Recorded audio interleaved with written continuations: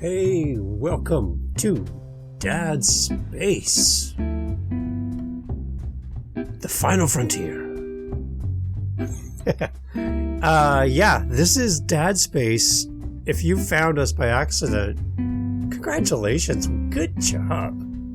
If you're coming back because you've heard an episode or somebody sent you here, welcome. This is Dad's Space. It's a podcast for dads by dads. You're a dad. I'm a dad. Maybe you're not a dad. What if you're like a secret spy listening to this podcast? Ooh, spooky. Anyways, I'm talking today about empty nest. I am an empty nester and I wanted to share some thoughts with you. You're on Dad's Space on the empty nest. Ready? Here we go. So I did an episode of Living the Next Chapter, and I've talked about this before here, but I wanted to jump back in on this again because as an empty nester, I don't think that this topic is covered enough. And there's one part that really I've been thinking about lately as Jen and I are dealing with a whole new season of life with an empty house. It's just the two of us. We've been throwing ourselves into work and being busy and all that stuff. We're coming up to the end of the year and, it's just busy all around, busy for all of us all the time. And it makes us, in the busyness, it helps us to avoid the conversation about our empty nest. So I'm creating this as kind of a podcast to myself. You're allowed to listen in, but this is more for me. And what I'm working through right now is the understanding that I'm coming to realize, and through reading and through podcasts that I listen to and talking to great people like I'm going to be talking to today here on the podcast, Jim Burns, an author, a little clips I'm going to share with you from his podcast episode with me on Living the Next Chapter and a little bit from his book. But the whole season of life of empty nesters. If you're a young dad or a soon-to-be dad or you have teenage kids, this might not be something you're thinking about as much as I am living it myself with my 3 kids now moved out of the house and on their own and doing their thing. It's a big change, and it's sobering in a way. And the one thing I think that I'm really trying to work through is how men and women, how we respond to the empty nest. Now, speaking from my point of view as dad, there's a few things that I see. As the children leave the home and my kids grow up and leave, I see a sense of freedom in the sense that I'm not driving my kids around and I don't have to live by their school schedule and their friend schedule and sleepovers and drive me here, drive me there, and all of that. I see freedom in the sense that that's a part of my day in my week that I don't have to invest in anymore because they're on their own. So I see some freedom in the empty nest. But when I compare that to how my wife responds to the empty nest, for Jennifer, when the kids are here, when they were small and growing up in our home, there was routine. There was things that happened on a certain day and time and day of the week, and it was all around a schedule. School, after-school activities, lessons, all that stuff. So we shape our lives as parents around our children to give them the most opportunities possible to live a great life, experience many things, and enjoy all the things that life has, like a holiday. For the 5 of us, Jen and myself and the 3 kids, to get in the van and go to a cottage or go dirt bike riding. We love riding dirt bikes. Things like that. Like, those things are all now gone. And again, going back to me, yes, there's freedom, but there's loss as well. But for my wife, Jen, there's a loss of structure and a loss of being the center of our world. Everyone revolved around Jen as mom and as wife. Here in the home, everyone kind of circled around her. We were in her orbit. She kind of held everything together and did an amazing job of helping us all get to work, get to school, get to wherever we need to be. And that's what she does really well. And I'm amazed at her ability to juggle work. At one point, she was working 3 different part-time jobs at the same time, sometimes on the same day, working 3 different jobs, which has now turned into a full-time job, which is great for her. But her commitment for her family and to put herself last. Now that the kids are gone, our schedule is completely up in the air, and we're wrestling with this, to be quite honest. We're really wrestling with what normal is now for just the 2 of us. It's a very odd time. So I reached out to Jim Burns because I got his books. I listened to them on Audible, and I love listening to audiobooks. It's a great way to consume books when you're doing something else.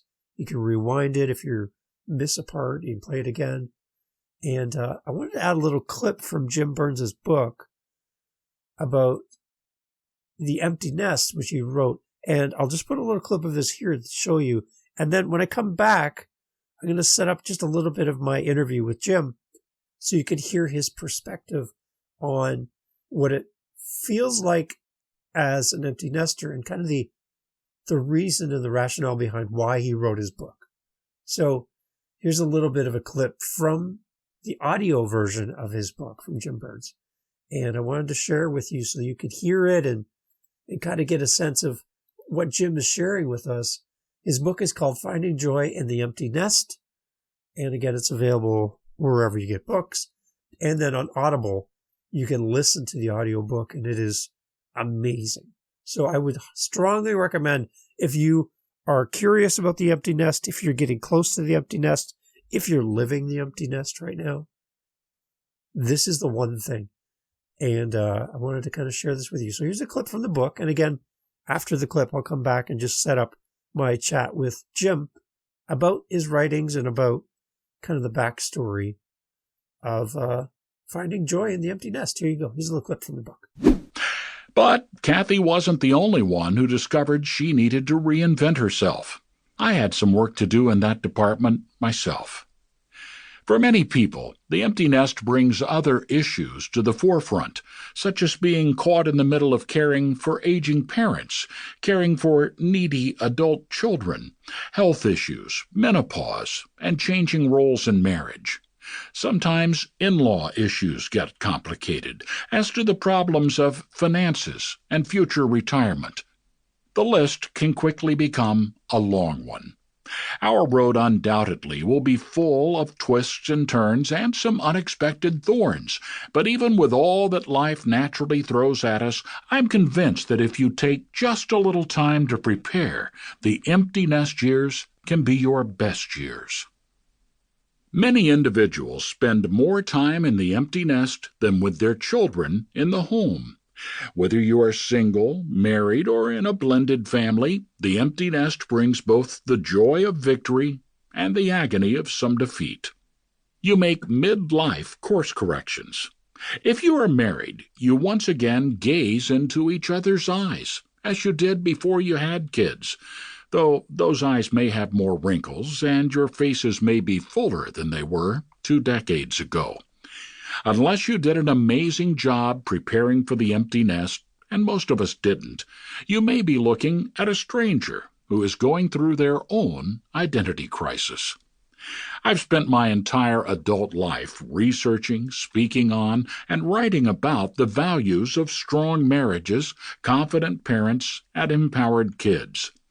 Yet the empty nest took me by surprise. It was much more difficult than I'd thought it would be. And if this makes any sense, much better, too. I've told friends that I wrote this book out of my need, desperation, to reinvent and recalibrate parts of my life, my marriage, and even my relationships with my adult children.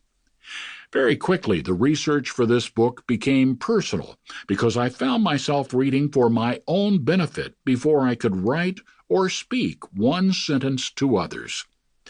To be candid, some of the writing on this subject seemed a bit trite, even shallow. Plant a garden, join a bridge club, and volunteer at the hospital. These are great ideas, but as I listened to the people around me, I learned that empty nesting is more about a sense of loss and the need to find new purpose and passion while changing the relationships we once had with our children. It's possible that your best years are ahead of you, and how you choose to live will determine the outcome. I believe that most games are won in the second half, and that you, no doubt, have a beautiful, though possibly not easy, road ahead of you. So that was Finding Joy in the Empty Nest, Jim Burns. Again, there'll be a link to the book in the show notes, and it's a link. If you click the link and go there to Amazon or Audible and you purchase the book, the paper book, or the Audible CD or the paperback, the Kindle, or again, if you pick the audio version on Audible, this is a clickable link that gives me a little bit of money back from Amazon and Audible if you use my link. So thank you for that. I appreciate that. That helps. Any kind of money that comes back from that kind of interaction, I put back into the podcast to pay for hosting fees and all that. So you're helping to continue with the next episode of the podcast. So thank you for that. But, so that was a little snippet from the audio version of the book. But then I had the book. I reached out to Jim. I didn't know if he would have time to come on my podcast. He was one of my earlier guests on Living the Next Chapter, one of my 7 podcasts now that we have out there in the world. But yeah, livingthenextchapter.com has all the information for that. But Jim came on the podcast. I was so thrilled to have him on because we talked about this book and he shared a little bit about the behind the scenes. And I posed a question to him about how do we prepare for the empty nest? And I was really happy to hear his response. So this is from a clip from the full episode. And if you want, there's a link in the show notes to hear the complete episode with Jim on Living the Next Chapter. So go over there and listen to the entire thing and just click the link and you'll go straight to it. But again, this is all in my mind and in my heart today for my wife, Jen, for myself, and anybody that's kind of feeling the way we are, that living this next phase of our life, that we need to find joy in this empty nest season and look to the things that are going to fill us up again now that there's some empty space in our home.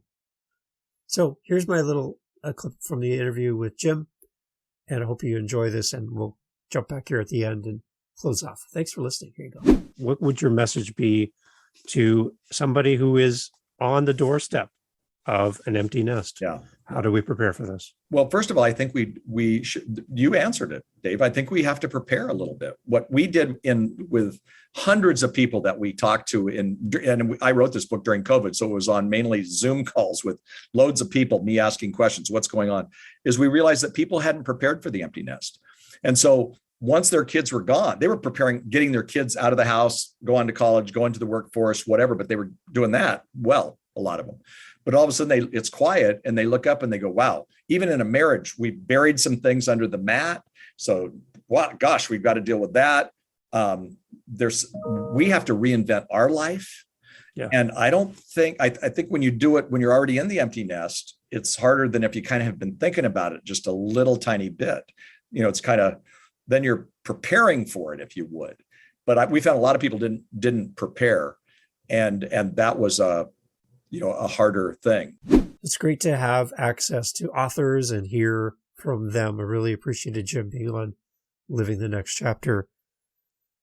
So again, if you're in a marriage situation, you're married to your spouse and your kids are now out of the house, you have this opportunity to bond and I love the fact that we're talking about the fact that we will probably spend more time together in the empty nest than we did when we had a full home of our kids being here. The chances of us being together for a longer time together without the kids is probably a real reality, and I'm looking forward to that. And as much as I miss my kids, I do enjoy reconnecting with Jen and not having to fight for each other's attention, and the food that we buy stays in the fridge. And there's some joy there, right?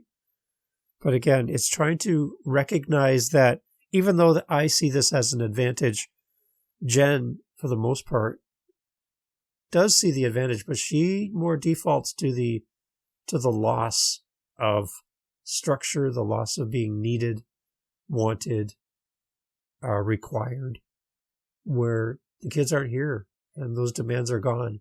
And she's got to find her place in the world. And as a husband and a spouse, that's our responsibility to help and help our spouse find their way. And I think for the moms out there and the wives listening, your husband is celebrating the freedom of being able to go golfing or work in the garage or pick up a hobby. But at the same time, speaking as a dad, there's an ache that we fill or try to fill with activity.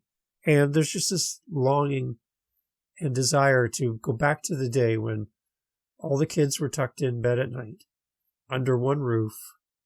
You knew as a parent where your kids were. And those days are gone. And it's not easy. It's not easy. So enjoy your kids. Kiss them on the foreheads when they're sleeping. Just sit on the side of their bed when they're fast asleep and late at night, and just look at them. Soak it in. Store up those memories while you have them. Because when the nest is empty, those memories are hard to scrounge together. Take care of each other. And I think the one thing I'd like to say as well is for the single parents out there who are experiencing empty nest. If you listen to Jim's episode on Living the Next Chapter, again, the link's in the show notes, he actually speaks directly to you as a single parent with an empty nest. I have Jen. Jen has myself. But if it's just you and your children are gone and the house is very empty, Jim actually speaks directly to you and has some really amazing words of comfort and exhortation and encouragement for you. I really encourage you to listen to that episode as well.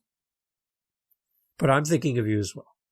And I'm wishing you all the strength, because as a single parent, I think you give so much to your kids, so much to your home, and you put yourself out there in a way that many people can't. You are a hero. And even though it's quiet in your home right now, and the noise, the clatter, and the clutter is gone, I want you to know that your kids celebrate you and think about you and all the things you did for them. And in time, they will come to love and appreciate you more as they realize how difficult it is to be an adult in this crazy world that we live in. So you've done so much to get them to this point. Congratulations. As a single parent, you've done an amazing job, and celebrate yourself. And thanks for listening to Dad Space. And one thing I really love about Dad Space is I get to look at the numbers, and I get to look at some basic information about who's listening to this podcast. And I was astonished to see that we're now around 75% of the listening audience of Dad Space are females. Whether you're a mom, single mom, a grandmother, 75% of you listening are are female. 25% are dads. This is Dad Space. I was shocked and encouraged that you find value in this. And if I can help you in any way, as a dad, as a host of this podcast, if there's a topic that I can help you with, is that if there's a guest you'd love to hear on this podcast, head over to dadspace.ca, click the little microphone icon, send me a voice message or an email, and let me know how I can serve you. That's why I'm doing this podcast. And I hope that it brings value to you, it encourages you, and gives you joy. Thanks for being part of Dad Space. I really do appreciate you for making time for this. Enjoy your day, and find joy in your empty nest. Thanks for listening to Dad Space today. Go check us out on all of our social media, YouTube, all that great stuff. You can find us as Dad Space Podcast. Real simple. Dad Space Podcast, whether you're on Facebook, Instagram, TikTok, even YouTube. Email us, dadspacepodcast@gmail.com. We're always looking for great guests to come on the podcast. If you have any feedback for us, let us know here at Dad Space. Looking forward to connecting with you on the next episode, right here of Dad Space. Follow us on your podcast app for more. Cheers. To you, Dad. Thank you.